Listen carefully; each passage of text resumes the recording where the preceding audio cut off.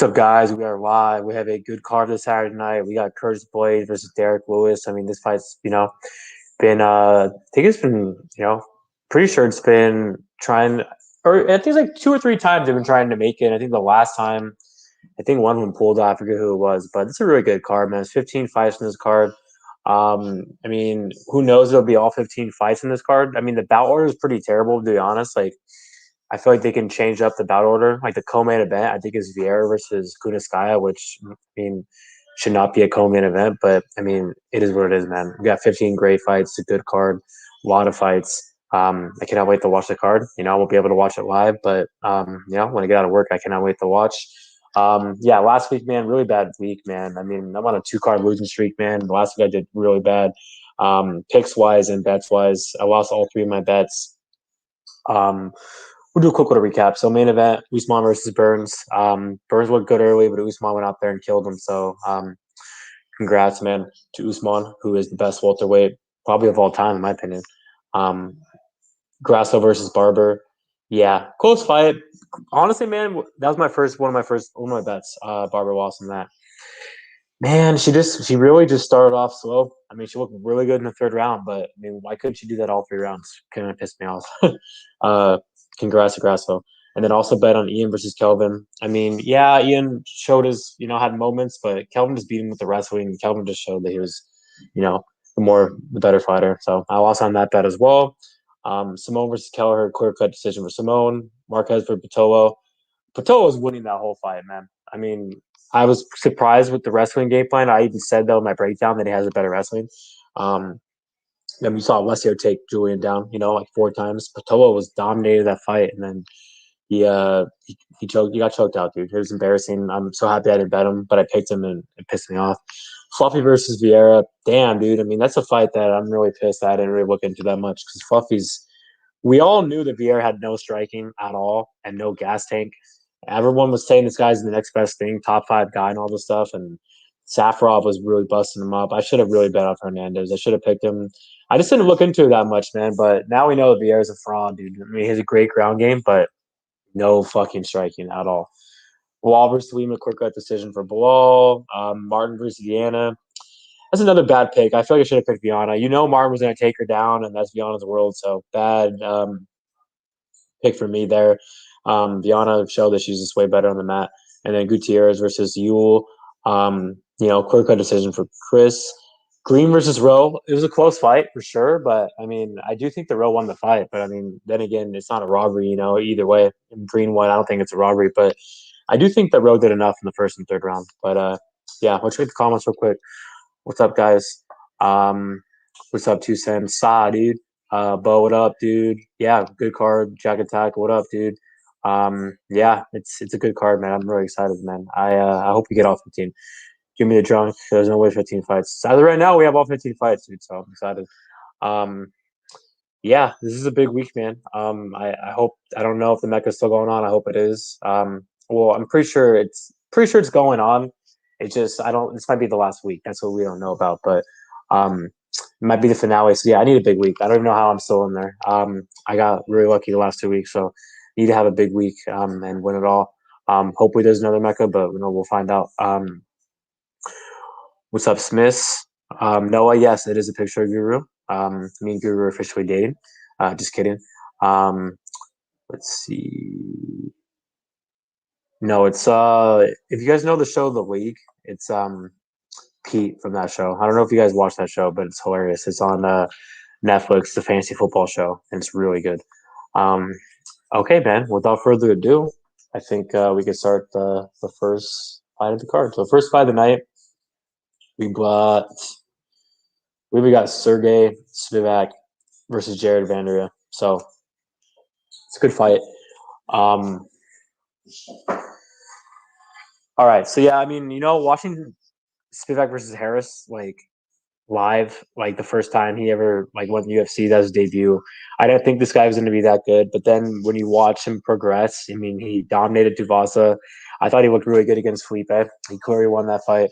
And then he lost Tybura, but Tybura is a pretty good fighter, man. Even though he has, a bad chin, he's still a proven top 10 dude. But yeah, I don't think Vanderaa is the best. I mean, he's 28, 11-4, changed the team quest, 1-0 contender series. He's getting his ass kicked against that dude, Harry I suck or something, Sucka, or I don't even remember. So something weird ass name. He's getting his ass kicked the whole fight, and then he came back and won. Um, you know, he's a finisher. He does slow down. I think Spivak's more technical. I think Spivak's going to have a speed advantage here. I think that he can piece him up with that jab. His striking's improved a lot, actually, to be honest, man. It's looking better. Look really good against Felipe. He's both these guys are grapplers. So I don't know if Vanderaa could go out there and take down Spivak, but I think Spivak can go out there and take him down.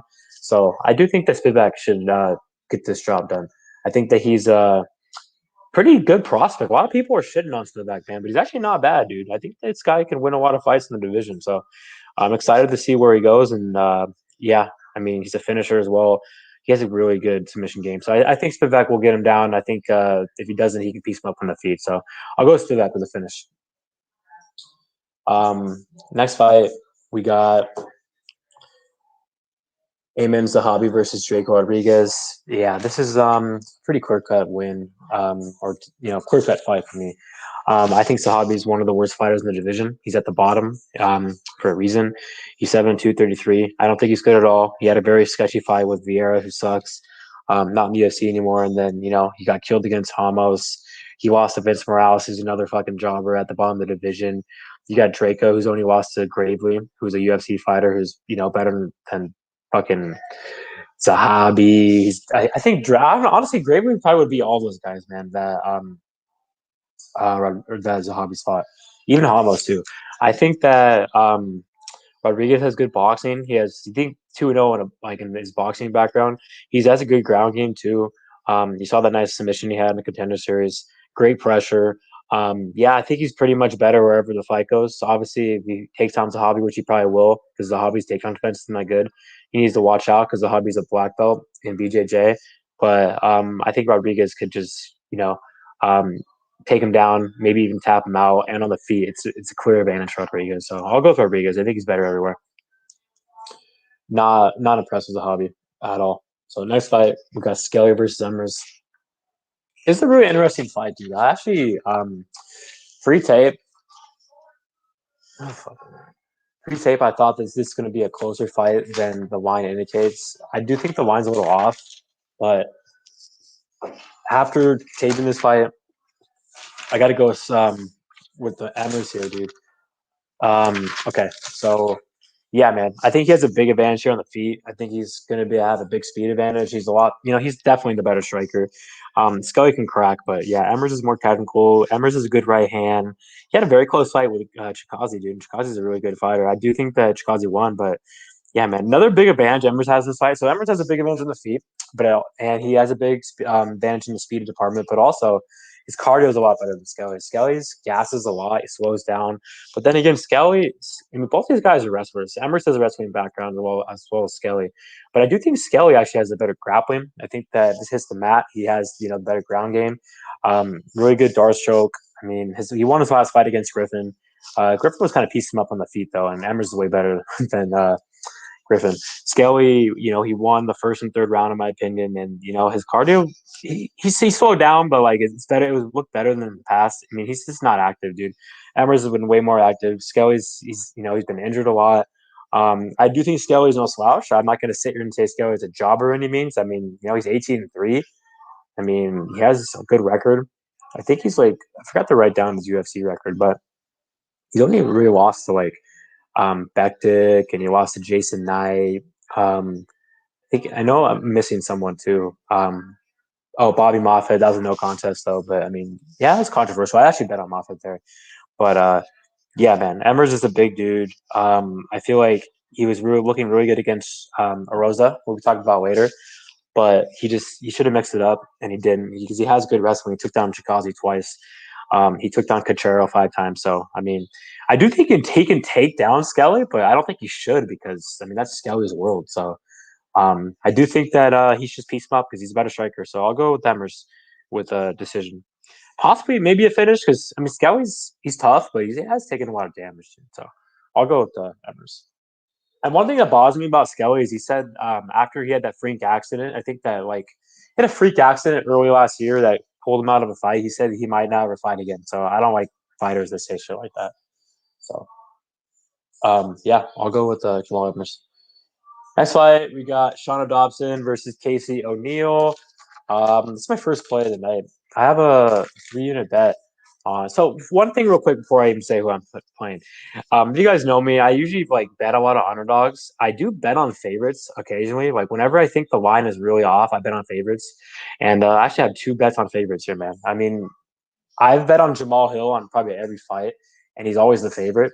And I think the last time I bet on a favorite, I can't think of it at the top of my head. It might have been Jamal Hill versus Quinton at like -120 or something like that. So I don't bet on favorites all the time, but I mean, I do bet on them when I think the line is off, and I think this line's way off, dude. I got Casey O'Neill 3 units. I think I got -142 or something like that. Let me check real quick. Double check. Yeah. Um, this is a big fade on Dobson, but then again, I think O'Neill does have a lot of potential. I think that Dobson has no takedown defense at all. She has no ground game. So she has 0% takedown defense. So I mean, that's really embarrassing.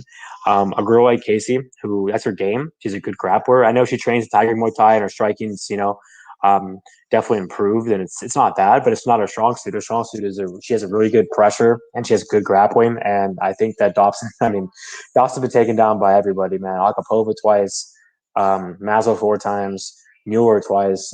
I like Mazo a lot. She's a good prospect, but she's a striker, dude. I mean, she has grappling, but if a girl like that, who's more of a striker, is taking her down easily, even Mueller took her down twice. I mean, I think this is one takedown. It could be over. I mean, Agapova just gas. I don't think Agapova's anything, to be honest. I think O'Neill's the real deal. I know that she hasn't, fought in competition that Dobson has, and Dobson has UFC experience, but I think Dobson has no cardio. I think that she does have decent boxing. And one thing about Dobson, she doesn't do good when she gets backed up, and she gets backed up a lot. I know she's 2-3 in the UFC, but I mean, who is she really beating, dude? I mean, you can say the same thing about O'Neil. She hasn't beaten anybody, but I see a huge path of victory in this fight with the grappling. And if you're giving me Dobson, who has no takedown defense, she's been taken down against everybody, and against this really good 23-year-old prospect who has great pressure. She's huge for the division. She's undefeated. I mean, great ground game, dude. So yeah, I like O'Neil here. I think she's gonna take her down, and it's gonna be quick work. So I got Casey O'Neil.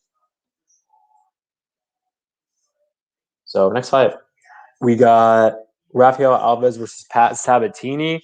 This is my second bet of the night, man. And this is actually an underdog bet that I have. I have 3 units, man, on Sabatini at +165. I actually bet him at Red Rock by my apartment, so I'm really excited about that one. I think it's a good bet. I think this is a good fight.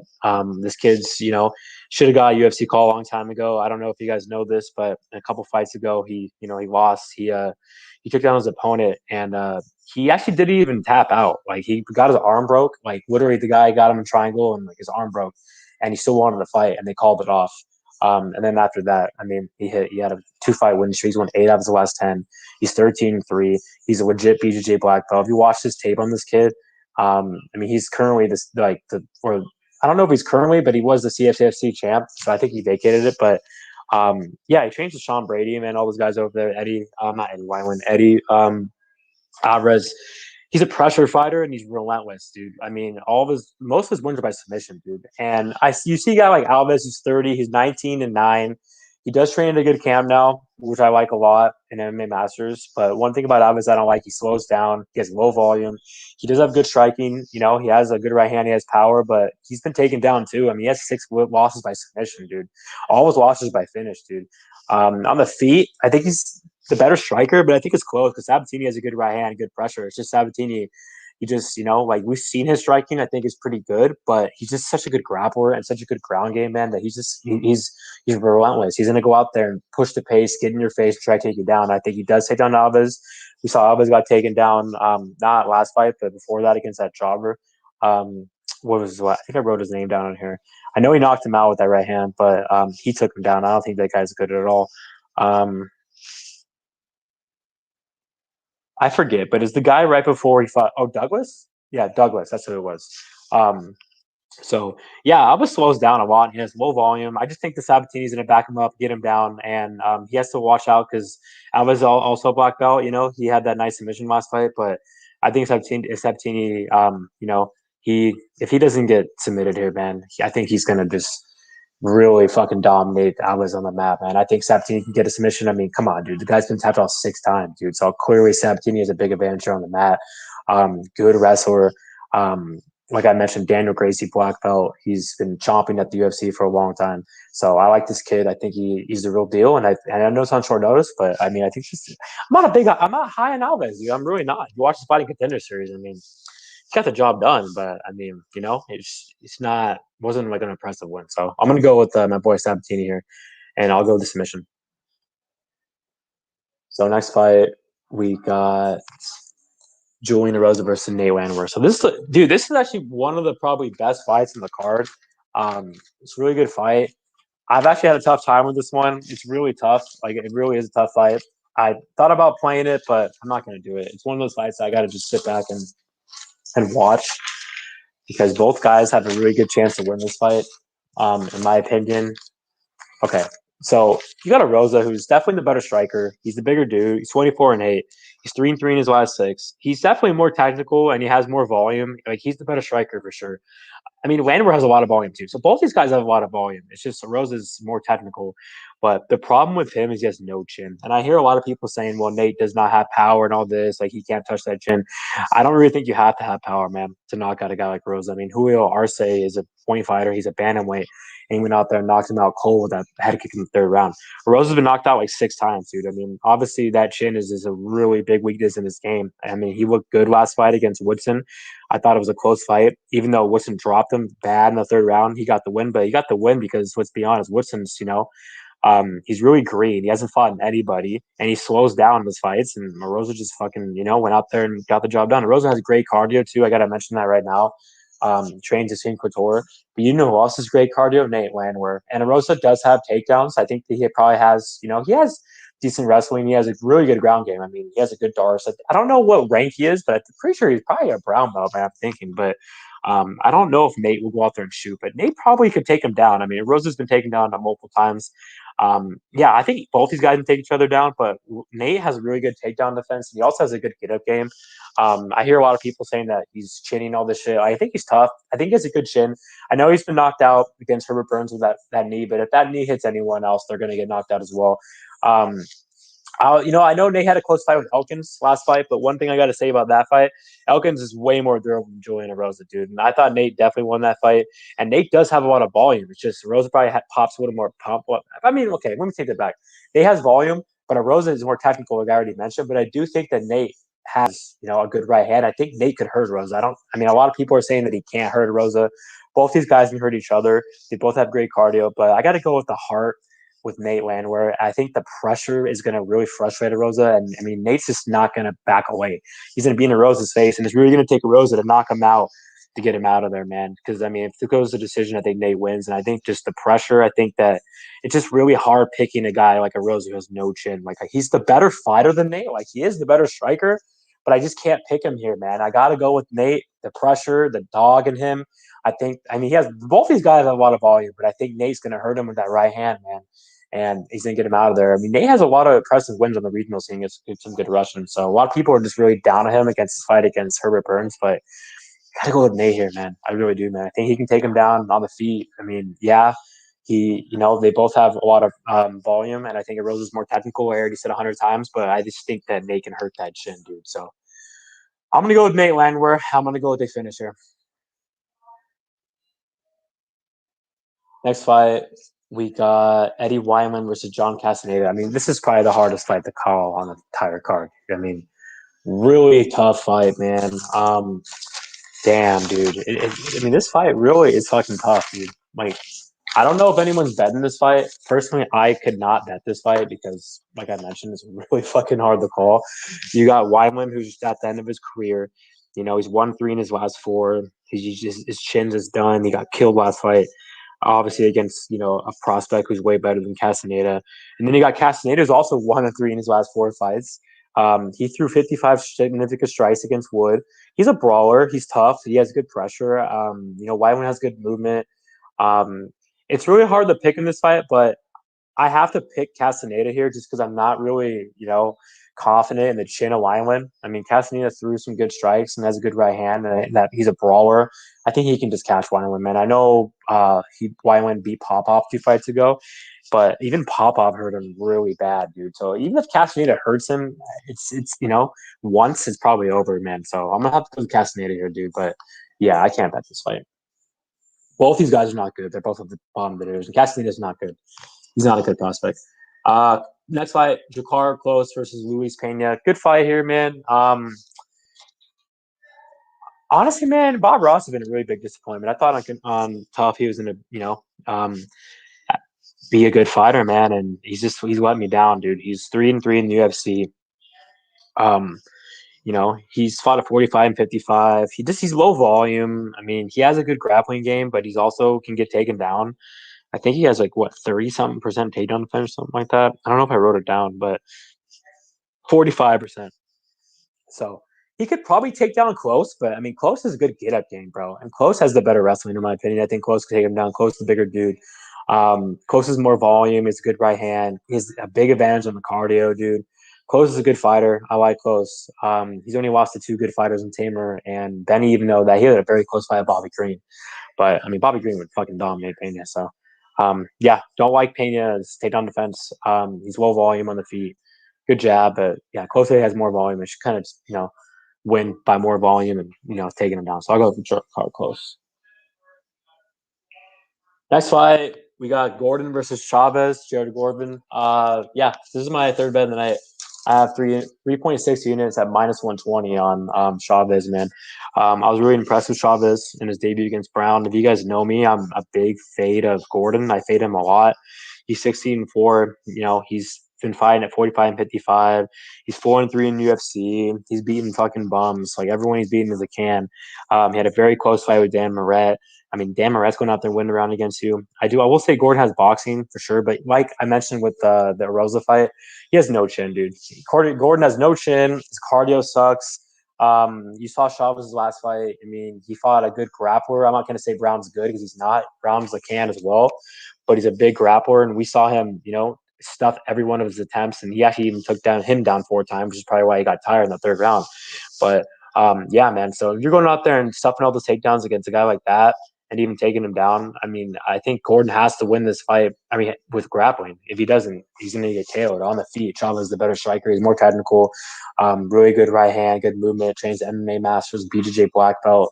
He's way faster than Gordon. Gordon's slow, in my opinion.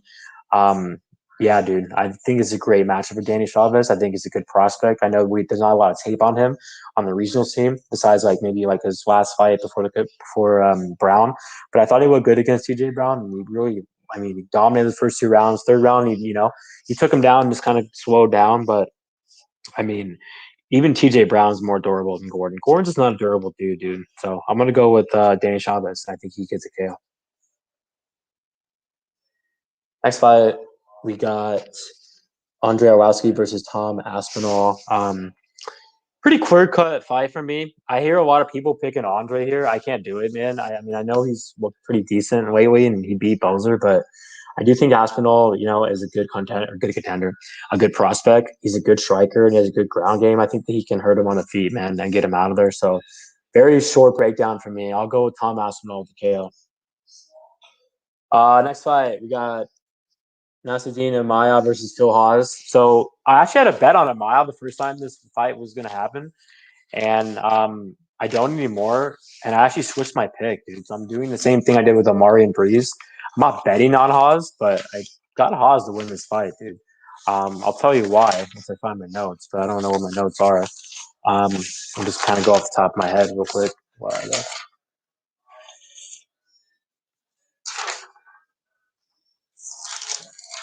Okay, so yeah, I think Imavov's he's really technical. He's a good striker. I think he's a good fighter. I actually think he'll win a lot of fights.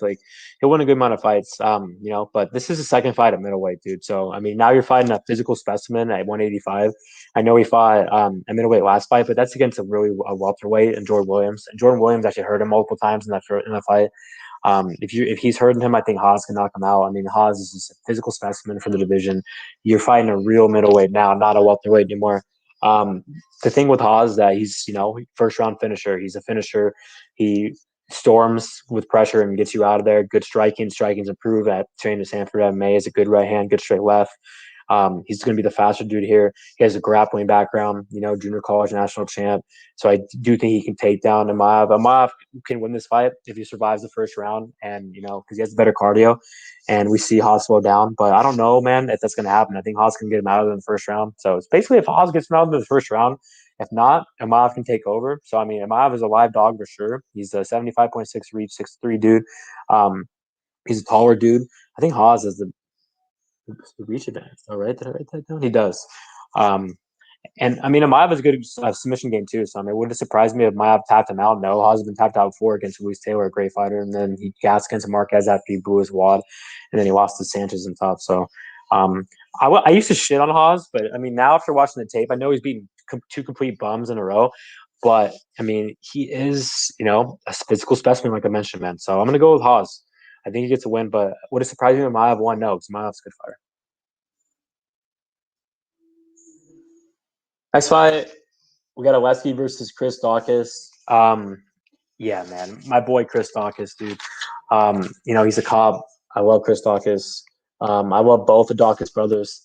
I think it's a really bad match for Alevski. I mean, I know Alevski has a good ground game and he has the advantage on there, and he has all these submission wins. But he's at the end of his career. His chin's, in my opinion, done. He's been knocked out 3 times in his last 3 losses. I mean, yeah, he could go out there and take down Daukaus, but Daukaus is a black belt. I don't think it would surprise me in one bit if he took him down. Daukaus got up. Daukaus slows down though. We've seen that. Alevski does too, but I mean, I just think that the speed advantage of this fight is so much, dude. And Daukaus is so much faster, dude. So I'm gonna go with Daukaus, man. Really hurting Alevski out of the gate, and with that right hand, Daukaus is one of the fastest dudes, man, in that division, dude. And he's like 230 or something like that. So even though he's fat, like everyone's saying he's like a fat cop and shit, like he's great striking, dude. So I got Chris Daukaus with the KO early. Derek Minner versus Charles Rosa. Minner, I think he's been training with Krause lately. I mean, he won his last fight. He's a pressure fighter. He's a first round finish fighter, a bust. I mean, we saw that Laramie. He's a great guillotine. All of his wins are by submission for the most part. I'm not really high on Rosa either, but Rosa has way more volume on the feet. He has good kicks. Rosa has, a good ground game too.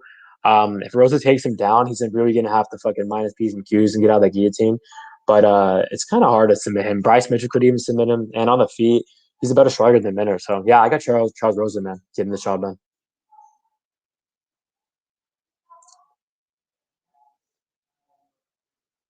So next fight, we got Kelvin Viera versus kind of Yana Kunitskaya. Very close fight.